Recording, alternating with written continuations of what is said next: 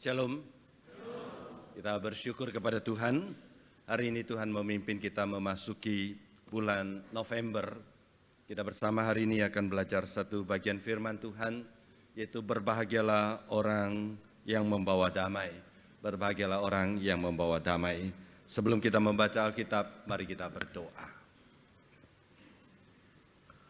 Kami menundukkan kepala mengucap syukur kepada Tuhan untuk hari yang baru, bulan yang baru yang Engkau berikan kepada kami.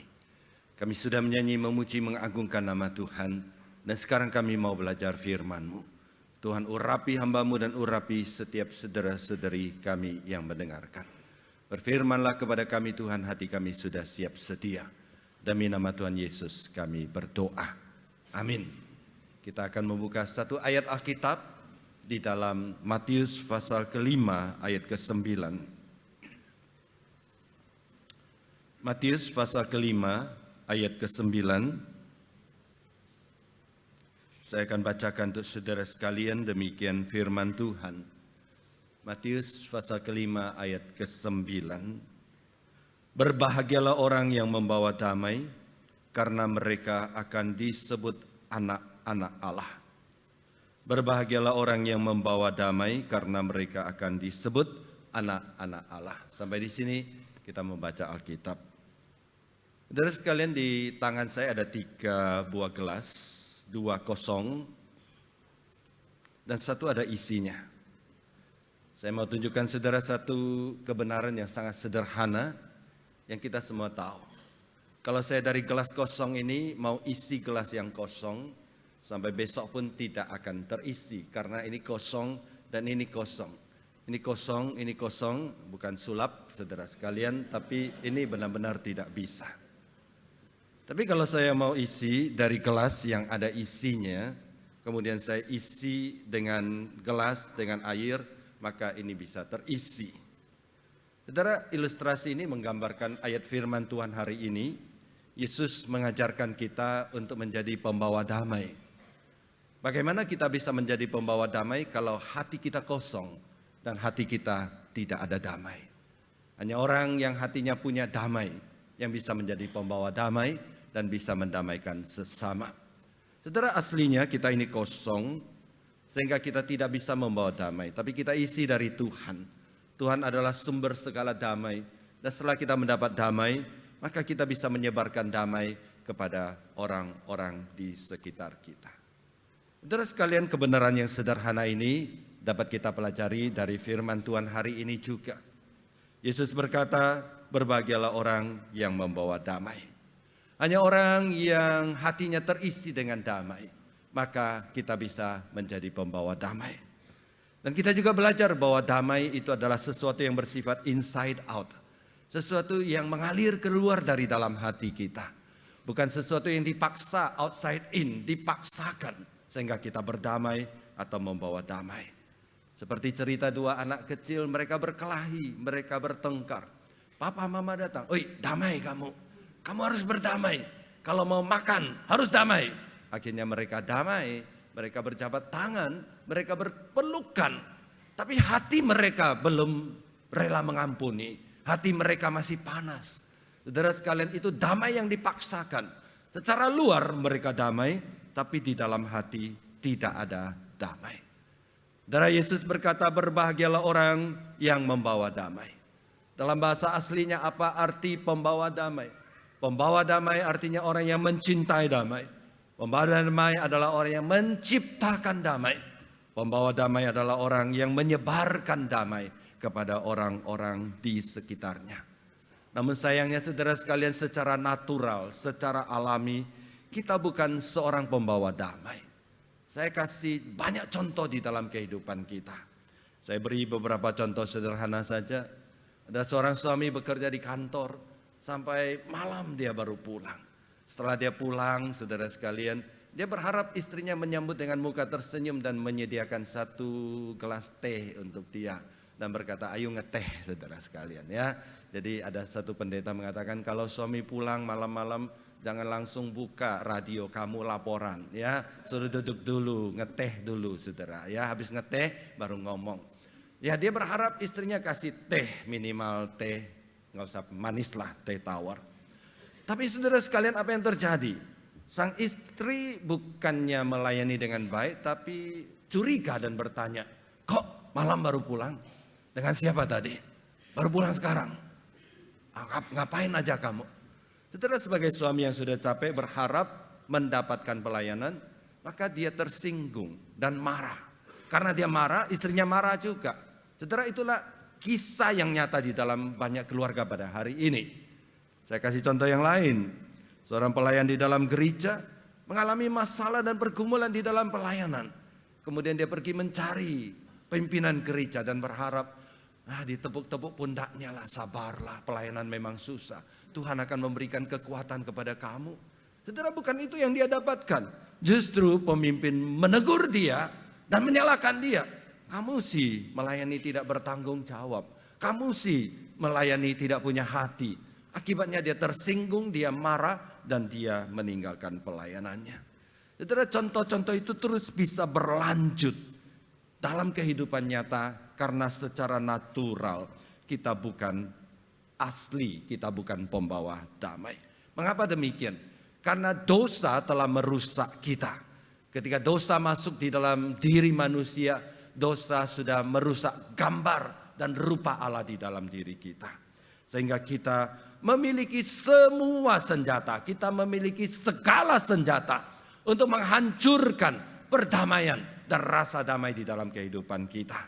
Kita egois, saudara, itu adalah senjata yang ampuh untuk menghancurkan kedamaian. Kita ingin menang sendiri, kita anggap diri kita paling benar, kita gampang tersinggung dan kita gampang melukai orang lain. Saudara sekalian, kalau saya punya satu teropong istimewa, namanya teropong Doraemon. Maka ketika saya meneropong saudara, maka di antara saudara akan terlihat banyak sekali tanduk, saudara sekalian. Ya, di antara kita itu banyak tanduk. Tanduk ini bukan hanya di kepala, tapi badan kita itu penuh duri. Sehingga kita senggol orang sakit. Kita ngomong orang sakit, saudara sekalian. Jadi kita adalah orang yang sangat pintar melukai orang lain. Dan saudara, itulah dunia kita. Orang yang gampang tersinggung bertemu dengan orang yang pintar melukai orang lain. Jadi di mana-mana hari ini kita menemukan banyak orang yang sakit hati, yang terluka di dalam dirinya, yang menaruh dendam di dalam hatinya. Akibatnya dunia ini tidak ada damai. Seperti saya katakan di atas, saudara sekalian, kita tidak mungkin menjadi pembawa damai kalau hati kita kosong, kalau hati kita tidak ada damai. Karena itu kita perlu selalu datang kepada Tuhan, mendekatkan diri kepada Allah sang sumber damai sejahtera itu, sehingga hati kita diisi dengan damai, kita baru bisa menjadi pembawa damai. Alkitab mengajarkan bahwa Allah kita adalah Allah sumber damai sejahtera. Damai sejahtera adalah karya Allah Tritunggal di dalam kehidupan umat manusia. Bilangan pasal 6 ayat 26 berkata, Allah Bapa adalah sumber damai sejahtera. Kemudian di dalam Efesus pasal 2 dikatakan bahwa anak Allah adalah sang raja damai. Itu yang diperkenalkan dalam Yesaya. Anak adalah sang raja damai yang membawa damai dari surga ke dalam dunia ini. Sejak manusia jatuh ke dalam dosa, manusia sudah tidak punya damai. Dunia ini sudah tidak damai. Tapi sang anak membawa damai ke dalam dunia ini melalui kematian dan kebangkitan Yesus Kristus. Maka Yesus mendamaikan manusia dengan Allah. Yesus mendamaikan manusia dengan sesama. Dan Yesus mendamaikan manusia dengan diri sendiri. Dan Allah Roh Kudus menghadirkan damai di dalam hati orang percaya. Setiap orang percaya memiliki Roh Kudus. Dan salah satu pekerjaan Roh Kudus di dalam diri orang percaya adalah menghasilkan buah roh. Buah roh cuma satu, tapi ada 9 unsur. Dan diantaranya salah satu unsur adalah damai sejahtera.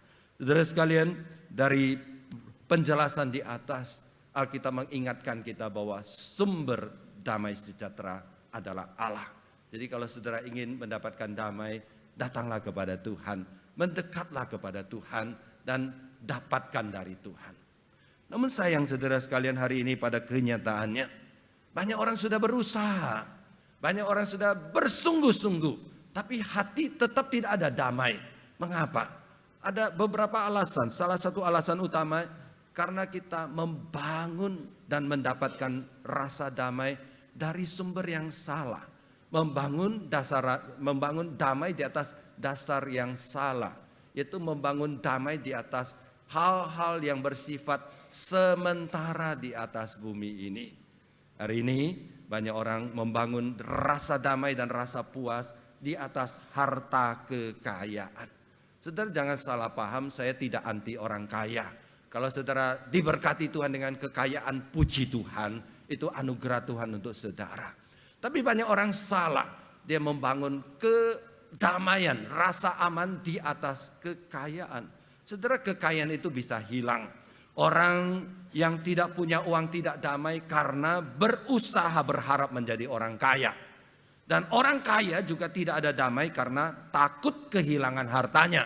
Jadi kalau kita membangun keamanan, rasa damai di atas kekayaan. Ada juga orang membangun rasa damai di atas kesehatan. Saudara sekalian, kesehatan bisa hilang setiap saat, sewaktu-waktu bisa terbang pergi. Saudara, kemarin suara saya masih lantang, suara saya masih keras, saudara sekalian. Tadi pagi saya bangun, saya cari-cari, saya bangunkan semua, saya bilang, kamu ambil suara saya ya? Saya bilang ya, enggak katanya ya. Kenapa? Suara saya hilang saudara ya. Sekarang sudah lumayan, tadi pagi suara saya jauh lebih seksi. Nah saudara sekalian, ya setelah khotbah 1 kali suara sudah mulai kembali. Ini memberitahukan kepada kita kalau kita membangun rasa aman kita di atas kesehatan kita. Anytime kesehatan kita itu bisa hilang. Saudara, orang yang sehat selalu takut sakit. Tidak ada damai. Orang yang sakit selalu takut mati. Tidak ada damai. Sehat atau sakit tetap tidak ada damai.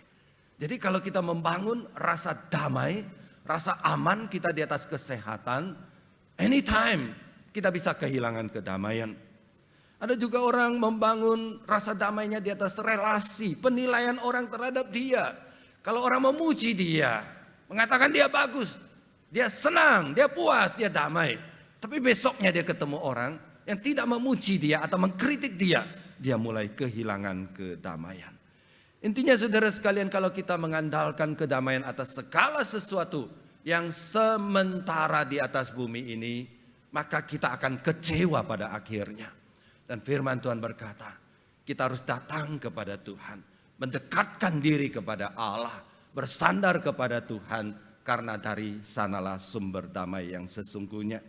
Karena itu Filipi pasal 4 ayat 7 berkata, damai sejahtera dari Allah yang melampaui segala akal akan memelihara hatimu dan pikiranmu di dalam Yesus Kristus. Itu adalah damai sejati yang tidak tergantung kepada hal-hal yang sementara di atas bumi ini. Karena kita bergantung kepada Allah yang tidak berubah, Allah yang maha kuasa, Allah yang mengasihi kita. Damai sejahtera yang melampaui akal, yang tidak tergantung kepada dunia. Damai sejahtera yang diberikan oleh Tuhan dari surga. Saudara sekalian, minggu lalu kita semua tahu, kita kehilangan mantan gembala kita, yaitu almarhum Bapak Pendeta Dedi Wikarsa. Kepergian beliau membawa duka yang mendalam, tidak hanya bagi keluarga, tapi saya lihat juga bagi kita hamba-hamba Tuhan sesama rekan, dan juga bagi banyak jemaat, diantaranya banyak jemaat Puri. Pada malam penutupan peti, menantunya memberikan kesaksian seperti ini.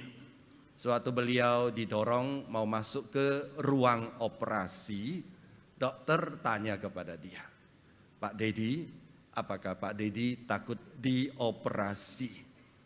Pak Dedi jawab, saya tidak takut. Saudara tahu Pak Dedi orangnya humoris. Setelah dia jawab, saya tidak takut, dia tanya balik, dokter takut tidak operasi saya? Dokter takut operasi saya? Saudara, tidak diceritakan bagaimana jawab dokternya saudara sekalian ya. Mungkin dokter juga takut saudara, tapi dia tidak bilang. Kemudian yang menjadi alasan mengapa Pak Dedi tidak takut, dia berkata, hidup saya di tangan Tuhan. Saya berserah kepada Tuhan. Kalau operasi sukses saya sehat, puji Tuhan. Kalau operasi gagal, saya bertemu dengan Yesus di surga, puji Tuhan. Dia sih puji Tuhan, keluarganya nangis bawang-bawang bayi saudara sekalian. Tapi itulah namanya iman, namanya kedamaian yang melampaui akal. Orang yang menghadapi kematian seharusnya takut, seharusnya menderita, tapi dia damai karena dia tahu bahwa segala sesuatu itu bersifat sementara. Hanya Tuhan yang kekal, dan bersandar kepada Tuhan tidak akan pernah dikecewakan. Saudara sekalian, kita kembali kepada apa yang kita pelajari di atas. Orang yang hatinya tidak ada damai, yang hatinya kosong, tidak bisa membawa kedamaian kepada dunia. Hanya ada satu damai yang sesungguhnya, yaitu Allah Sang Pencipta langit dan bumi. Oleh sebab itu rasa damai kita itu sangat tergantung kepada seberapa dekat kita dengan Allah. Semakin kita dekat dengan Allah, maka semakin kita dekat dengan sumber damai, dan hati kita akan semakin penuh dengan damai. Semakin jauh kita dari Tuhan, maka kita akan semakin tidak memiliki damai. Ketika kita tidak mencintai Tuhan, maka kita pasti mencintai salah satu yang ada di dalam dunia ini. Ketika kita kurang mencintai Tuhan, mungkin kita terlalu mencintai harta kita, mencintai pekerjaan kita, bahkan mencintai keluarga kita melebihi Tuhan. Sewaktu kita mencintai Tuhan, menjauh dari Tuhan, rasa damai kita akan semakin kecil. Hal yang sederhana sama seperti Tuhan itu adalah sumber wifi. Kalau saudara mau mendapat wifi yang penuh, datanglah dekat di bawah wifi. Saudara pasti dapat wifi yang kencang. Semakin jauh saudara dari wifi, 1 kilometer, saudara tidak dapat wifi. Karena apa? Karena sumber wifi-nya jauh. Karena itu saudara sekalian, Tuhan ingin supaya kita hidup dekat dengan Dia, karena Dia sumber damai yang sesungguhnya. Selanjutnya Yesus berkata bahwa orang yang membawa damai akan disebut anak-anak Allah. Yesus berkata, berbahagialah orang yang membawa damai, karena mereka akan disebut anak-anak Allah. Saudara, kita harus teliti menjelaskan ayat ini. Ayat ini tidak berarti karena kita membawa damai maka kita disebut anak Allah. Ini seolah-olah karena jasa kita membawa damai, kita melakukan pendamaian, maka kita disebut anak Allah. Yang betul adalah karena kita adalah anak Allah, maka kita harus membawa damai di dalam kehidupan kita. Saudara sekalian, Alkitab mengajarkan keselamatan kita itu bukan hasil karya kita. Di dalam dunia ini pada dasarnya ada 3 cara orang diselamatkan. Yang pertama adalah Allah ditinggi, manusia di bawah. Manusia berusaha, dan berdasarkan hasil usaha dan jasanya manusia mencapai Allah, dan berdasarkan hasil kerja baiknya manusia diselamatkan. Nah saudara sekalian, kita tahu kita tidak mungkin bisa mencapai Allah dengan kebaikan kita.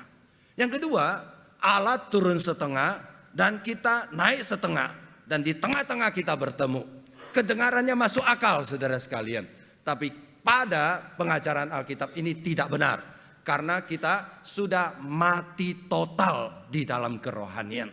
Karena itu Alkitab mengajarkan anugerah. Alkitab ada keselamatan adalah anugerah dari Allah. Ketika kita mati total, Allah datang menyelamatkan kita, melahir barukan kita sehingga kita bisa berbuat baik. Karena itu kita selalu mengatakan perbuatan baik tidak menyelamatkan kita, tapi kita diselamatkan untuk berbuat baik. Perbuatan baik tidak menjadi jasa bagi kita untuk diterima oleh Tuhan, tapi Tuhan menyelamatkan kita dengan satu tujuan, supaya kita berbuat baik. Dan salah satu perbuatan baik yang kita lakukan adalah menjadi pembawa damai. Nah, ilustrasi sederhana saudara sekalian, saya adalah pengkhotbah. Kalau saya pengkhotbah, maka saya pendeta, maka saya harus bisa berkhotbah. Jadi sebagai pendeta saya harus bisa berkhotbah. Tapi tidak semua orang yang berkhotbah itu adalah pendeta. Jadi anak Tuhan, anak Allah harus berbuat baik. Tapi tidak semua orang yang berbuat baik itu adalah anak Allah. Karena itu saudara sekalian, Yesus memberitahukan kepada kita bahwa setelah kita diselamatkan, kita harus secara konsisten mengalami perubahan di dalam kehidupan kita. Sehingga kita hidup menjadi semakin serupa dengan Tuhan kita Yesus Kristus. Dan melalui pekerjaan Roh Kudus di dalam diri kita yang terus mentransformasi kita. sehingga satu persatu sikap jelek kita itu diubah dan dibersihkan oleh Tuhan. Pertanyaannya saudara sekalian, bagaimana dengan kehidupan saudara? Saya tidak tahu saudara sudah berapa lama percaya kepada Yesus, tapi apakah hidup saudara secara konsisten mengalami perubahan menjadi semakin serupa dengan Yesus Kristus? Apakah kehidupan saudara memiliki perbedaan yang jelas dengan orang yang belum percaya kepada Yesus Kristus? Karena kita terus berbuat baik, karena kita sudah diselamatkan. Saudara sekalian, saya punya seorang kerabat. Waktu dia masih muda, masih kecil, terkenal sebagai seorang yang jahat, seorang yang suka membawa kekacauan. Teman-temannya cerita kalau di sekolah, kalau guru panggil murid yang harus tinggal karena melakukan hukuman, namanya pasti nomor 1. Jadi ini adalah anak badung. Dia suka kelahi, kata-katanya tajam. Satu kali temannya cerita, temannya bersalah kepada dia, saking marahnya dia angkat temannya dan dia buang temannya keluar dari jendela, saudara sekalian. Nah, satu waktu ketika dia masih muda, kerabat saya ini percaya dan menerima Yesus Kristus. Hidupnya diubah oleh Tuhan Yesus. Setelah beberapa puluh tahun tidak bertemu, temannya bertemu dengan dia. Temannya kaget dan kagum karena dia sudah berubah. Dulu dia sangat temperamental. Sekarang dia menjadi orang yang sabar dan rendah hati. Dulu dia suka menang sendiri. Sekarang dia menjadi orang yang penuh dengan kelemah lembutan. Dulu dia selalu membuat keributan. Sekarang dia menjadi pembawa damai. Saudara, kesaksian kerabat saya tadi itu menjadi peringatan bagi kita. Bahwa Allah menyelamatkan kita bukan hanya supaya kita masuk surga. Tapi Allah menyelamatkan kita supaya selama kita hidup di dalam dunia ini menjadi saksi bagi Dia, menjadi wakilnya, dutanya, dan memberitakan damai dari surga. Karena itu Yesus berkata, berbahagialah orang yang membawa damai, karena mereka akan disebut anak-anak Allah. Dan doa kita hari ini saudara sekalian, Tuhan jadikan aku pembawa damai di dalam kehidupan ini. Saudara, bagaimana bisa menjadi juru damai? Ada beberapa hal yang dapat kita lakukan. Dan ini biarlah menjadi doa kita setiap hari. Yang pertama, Tuhan, ubahlah hatiku. Supaya aku belajar mengampuni, bukan menghakimi. Saudara harus jujur, banyak di antara kita, hati kita masih ada dendam, ada dengki, ada luka. Mereka yang ahli psikologi mengatakan, orang yang hatinya terluka, yang belum diselesaikan, akan cenderung melukai orang lain. Baik secara sadar atau tidak sadar, dia akan melukai orang lain. Karena itu kita berkata kepada Tuhan, Tuhan, ubahlah hatiku, sembuhkanlah hatiku. Supaya ketika orang menyakiti saya bukan menghakimi, tapi belajar mengampuni. Ada orang mengatakan bahwa hati kita itu ibarat tabung. Ada beberapa tabung di dalam hati kita. Ada tabung namanya tabung kasih. Ada tabung namanya tabung empati. Ada tabung namanya simpati. Ada tabung namanya pengampunan dan kedamaian. Di antara kita banyak sekali tabungnya bukan hanya kosong. Tapi tabung kita itu defisit. Sehingga ketika kita berelasi dengan orang lain, kita menyedot energinya. Jadi tidak mengherankan saudara sekalian, kadang-kadang berbicara dengan orang-orang tertentu rasanya capek sekali. Karena dia terus menyedot energi kita, empati kita, rasa damai kita saudara sekalian. Kalau orang kosong hatinya, tidak ada damai, tidak mungkin dia bisa membawa damai di dalam dunia ini. Kita minta Tuhan, ubahlah hatiku menjadi hati seperti Yesus Kristus. Yang penuh dengan pengampunan dan belas kasihan. Para ahli mengatakan kalau hati kita itu seperti sebuah tabung. Dan salah satu tabungnya adalah rasa damai. Maka iblis suka menembakkan 2 anak panah ke dalam tabung hati kita. Sehingga kalau panah itu kena, maka hati kita akan bocor, damai kita akan bocor. Panah apa yang ditembakkan oleh iblis? Yang pertama adalah panah kekecewaan. Kecewa kepada manusia. kecewa kepada keadaan, kecewa kepada diri sendiri, kecewa kepada Tuhan. Saya mau ini, kenapa Tuhan tidak berikan? Saudara sekalian, iblis menembakkan panah kekecewaan di dalam hati kita, maka hati kita bocor, tidak ada damai. Karena itu minta Tuhan, tolonglah, tempellah dengan kuasa-Mu, supaya ketika aku ditembak dengan panah kekecewaan, aku bisa melawan. Yang kedua, yaitu kemarahan, kebencian, dendam, ketidakmauan mengampuni. Jadi saudara sekalian, kalau kita mau menjadi pembawa damai, hal pertama adalah berkata, Tuhan, ubahlah hatiku supaya aku memiliki hati yang penuh dengan rasa damai, membawa damai kepada orang lain. Yang kedua, Tuhan, ubahlah mulutku. Saudara jangan salah paham, lalu saudara pergi ke Korea operasi plastik, mulutnya diubah, bukan maksudnya saudara sekalian ya. Ubahlah mulutku. Saudara, mulut adalah salah satu senjata yang paling menakutkan. Kata orang, pisau bisa melukai orang lain, tapi hanya melukai luar, paling-paling melukai tangan kita, melukai kaki kita, dikasih betadin itu sudah bisa sembuh. Tapi kata-kata itu bisa menusuk sampai ke dalam batin yang terdalam, yang membuat orang sangat sakit hati. Saudara sekalian, kita adalah makhluk yang sudah jatuh ke dalam dosa. Kita ahli berbuat dosa, kita ahli melukai orang lain. Dan berapa banyak kata-kata kita sudah melukai istri, suami, anak-anak, orang tua, dan rekan sekerja kita. Saudara sekalian, sadar atau tidak sadar, kita tidak menjadi pembawa damai dengan mulut yang tidak dijaga oleh Tuhan. Mulut yang tidak kita persembahkan kepada Tuhan. Tuhan, ubahlah mulutku, supaya setiap kata yang keluar adalah kata-kata penghiburan dan kata-kata yang menguatkan, bukan kata-kata yang menjatuhkan orang dan menghina sesama.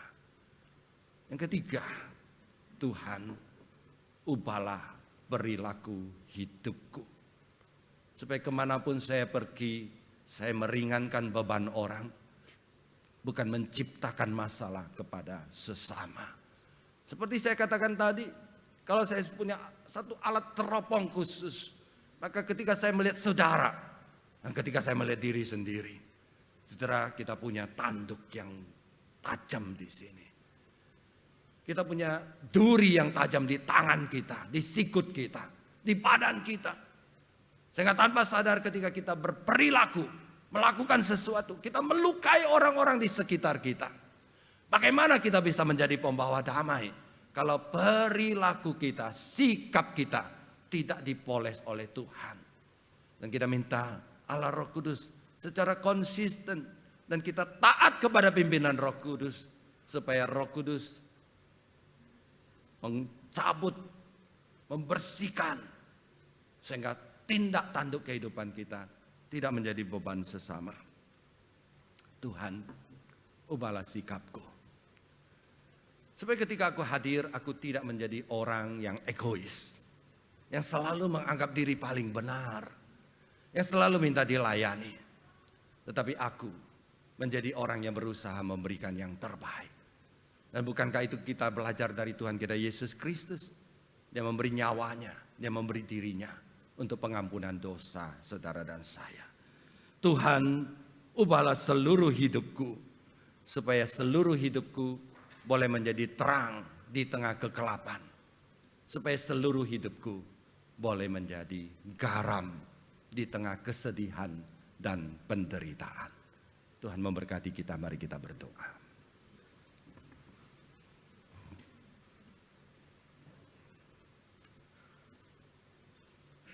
Kiranya Allah menuntun kami, supaya kami tidak hanya menjadi pendengar, tapi kami menjadi pelaksana firman-Mu. Jadikan kami pembawa-pembawa damai kepada orang sekitar kami. Demi nama Tuhan Yesus kami berdoa.